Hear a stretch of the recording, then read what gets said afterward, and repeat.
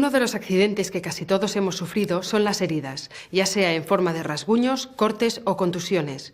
Estas lesiones son tan habituales porque la piel es la primera barrera de defensa del cuerpo y se puede dañar en situaciones muy diversas. Cuando la herida está abierta es fácil que se infecte si no se cura bien. Suele ir acompañada de hemorragia, es decir, de pérdida de sangre y otros fluidos del cuerpo. En cortes o rasguños es primordial intentar que no se infecten. Ante todo se lavan las manos y si se tienen guantes de un solo uso, se utilizan. Si hay hemorragia se controla como se explica en el apartado siguiente. Si la herida está sucia, se pone bajo el agua corriente para limpiarla. Se seca con una gasa y se cubre con una gasa estéril. Se limpia la zona de los alrededores de la herida con agua y jabón. Después se seca y si hace falta, se pone un apósito. Si la persona afectada no se ha vacunado nunca, no está segura de las dosis que ha recibido o hace más de 10 años de la última vacuna, es mejor que vaya a un centro sanitario para ver si le hace falta la vacuna del tétanos. También se tiene que ir al centro sanitario si la hemorragia no se detiene, si tiene algún cuerpo extraño incrustado, si ha sido a consecuencia de un mordisco o si se ha infectado. Un corte o un rasguño se tiene que tratar con las manos bien limpias o guantes de un solo uso. Se controla la hemorragia. Se lava la herida solo con agua. Después se limpia los alrededores con jabón y se cubre con un apósito.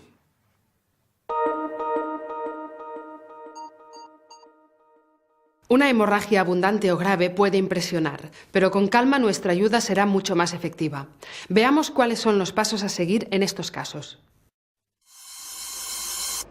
Ante todo, es mejor prevenir y ponerse guantes de un solo uso si se tienen. Si es necesario, se saca o se corta la ropa para dejar la herida a la vista. Si no hay nada incrustado, se presiona la herida con los dedos o la mano sobre un apósito estéril o un paño limpio sin pelusa. Si hubiera algún objeto incrustado en la herida, hay que evitar presionarlo. Se tiende a la víctima en un sitio plano y estable, procurando mantener el cuerpo caliente. Si se ha utilizado un apósito, se aplica una venda de manera que se mantenga la presión, pero que no corte la circulación de la sangre. Si aún así continúa la hemorragia, se recubre con otro apósito y se vuelve a vendar, asegurándose de presionar en el sitio correcto. Es importante no sacar nunca el primer apósito que se ha colocado, porque la herida podría volver a sangrar. También es necesario que la víctima no beba, fume o coma, ya que podría empeorar su situación. Para terminar, se llama al 112 si no se ha hecho antes y se vigila a la víctima hasta que llegue la ayuda médica. Recordemos que se recomienda tratar las hemorragias con guantes. La manera de hacerlo es la siguiente: apartar la ropa para dejar la herida visible, presionar el origen de la sangre con un apósito, tender a la víctima en un sitio plano y estable, mantenerle la temperatura corporal, vendar la zona manteniendo la presión y finalmente llamar al 112. Finalmente hablaremos de un tipo de hemorragia muy común, la hemorragia nasal. Normalmente es resultado de un golpe, de estornudar o de sonarse y suele detenerse fácilmente. Se recomienda sentar a la víctima para que incline la cabeza hacia adelante y así se drene la sangre de los orificios nasales.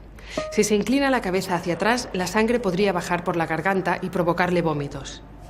Se indica a la víctima que respire por la boca y se pince la nariz con los dedos justo por debajo de la parte dura. Se le da un pañuelo limpio y se le pide que no intente hablar, tragar, toser, escupir o inhalar. Al cabo de 10 minutos ya se puede liberar la nariz. Cuando se haya parado la hemorragia y sin mover la posición de la cabeza, se limpia alrededor de la nariz. Para terminar, se avisa a la víctima que tendrá que quedarse quieta durante un par de horas. Para evitar que la hemorragia se repita, se le recomienda no hacer esfuerzos ni sonarse la nariz. Así pues, tal como hemos visto, la hemorragia nasal se trata así: inclinando la cabeza adelante y no hacia atrás, presionando la nariz con los dedos. Se despinza después de 10 minutos. Se limpia el contorno de la nariz y se recomienda a la víctima que se quede quieta un par de horas.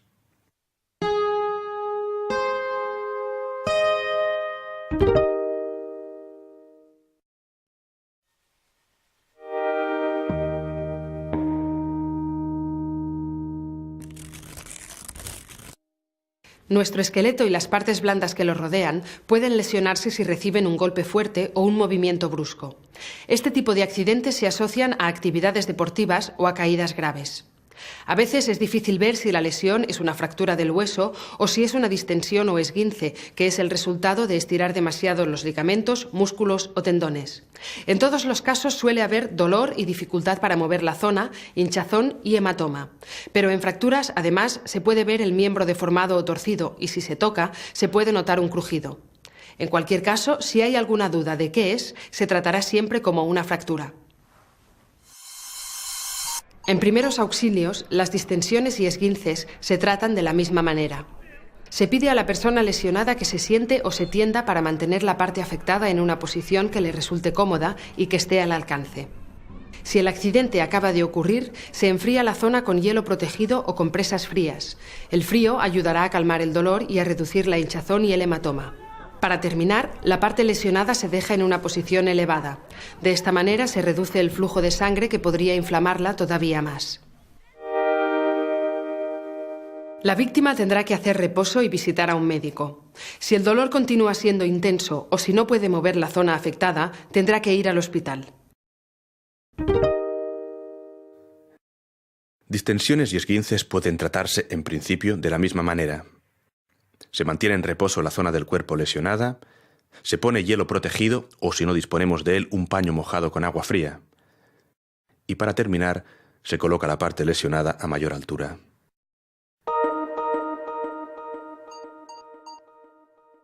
Otro de los traumatismos con los que nos podemos encontrar es la fractura.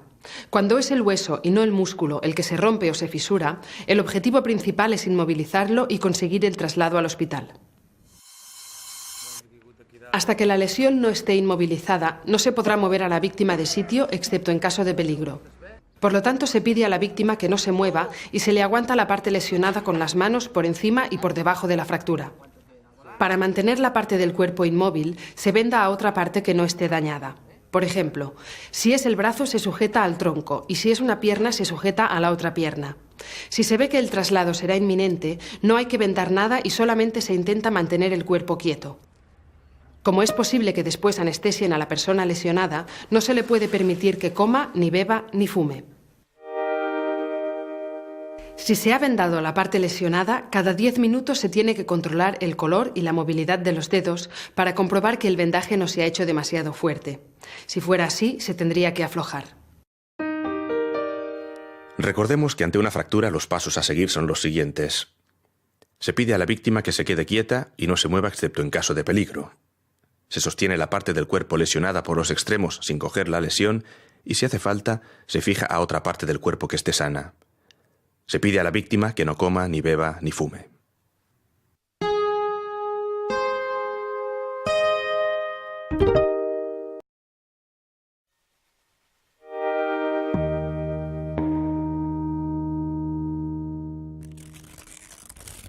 Las quemaduras se pueden producir por contacto con el fuego o a causa de acciones tan habituales como exponerse al sol. También nos podemos quemar con líquidos hirviendo, con vapor, con productos químicos o con la corriente eléctrica. La gravedad y la profundidad de la quemadura dependerán de la fuente de calor y del tiempo que ha estado en contacto con la piel. Veamos lo que tenemos que hacer en estos casos para tratar la lesión correctamente. En quemaduras térmicas o por calor, en primer lugar hay que asegurar el espacio. Después se acomoda la víctima y se moja la quemadura con agua fresca hasta que pase el dolor. Nunca se deben aplicar pomadas ni cremas, ni tocar la zona o abrir las ampollas, ya que se puede infectar la piel. Antes de que se inflame, se tendrán que quitar joyas, relojes, cinturones o ropa ajustada para que no presione la zona. No se ha de retirar nada que haya quedado adherido en la quemadura o necesite maniobras, porque podría empeorar la situación. Para impedir infecciones, habrá que cubrir la quemadura y el área circundante con gasas estériles. Nunca con vendas adhesivas ni esparadrapo que esté en contacto con la piel, porque podrían empeorar la lesión. Si no se tiene un botiquín a mano, se puede utilizar un paño limpio que no tenga pelusa, intentando que no comprima. En quemaduras leves, cuando se haya tratado la lesión, es conveniente acudir al centro de salud. En el caso de quemaduras graves se llama al 112 mientras se refresca la lesión. Cuando se espera que llegue la ayuda médica, se anotan los detalles de las heridas y el estado de la víctima. Hay que mantener la vía aérea abierta y estar preparado para resolver complicaciones.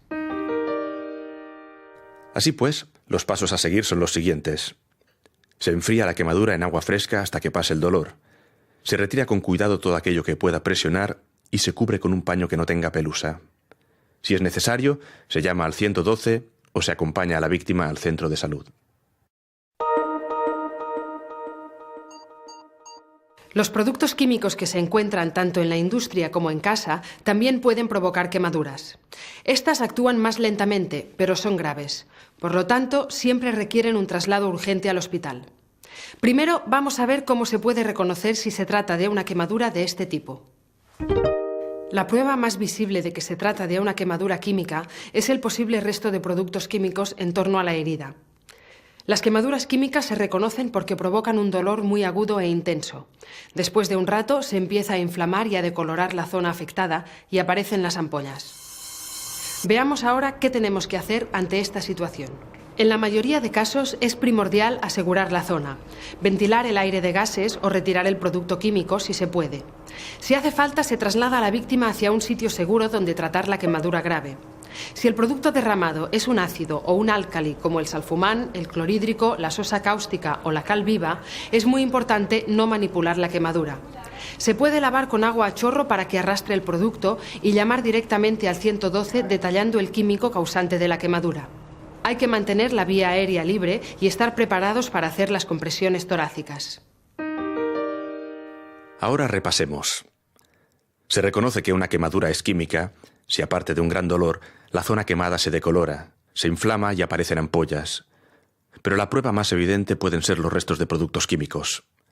Recordemos que si la causa es un ácido o un álcali, no se debe manipular la quemadura y se tiene que asegurar la zona para evitar males mayores. Hablemos ahora del último tipo de quemadura que trataremos, la eléctrica. Cuando la corriente eléctrica atraviesa el cuerpo, puede producir quemaduras y lesiones internas o incluso un paro cardíaco. La causa puede ser tanto un rayo como la corriente de baja o alta tensión. Veamos cómo detectarlas. Los residuos de color marrón o amarillo en los puntos de entrada y salida de la corriente al cuerpo ayudan a reconocer la quemadura eléctrica. En estos lugares también puede haber quemaduras inflamadas o carbonizadas. La víctima de una descarga eléctrica se podría encontrar inconsciente o con síntomas de shock. Lo que se debe hacer en estos casos es asegurarse de que la víctima no esté en contacto con la corriente. En descargas de alta tensión es prioritario estar seguros de que la corriente se ha desconectado y se ha aislado. Después se tratarán las quemaduras y se procurará un traslado urgente al hospital. En conclusión, las quemaduras eléctricas pueden dejar señales de la entrada y salida de la corriente por el cuerpo y provocar inconsciencia y shock. Sobre todo, antes de tratarlas hay que aislar la corriente eléctrica para protegerse uno mismo.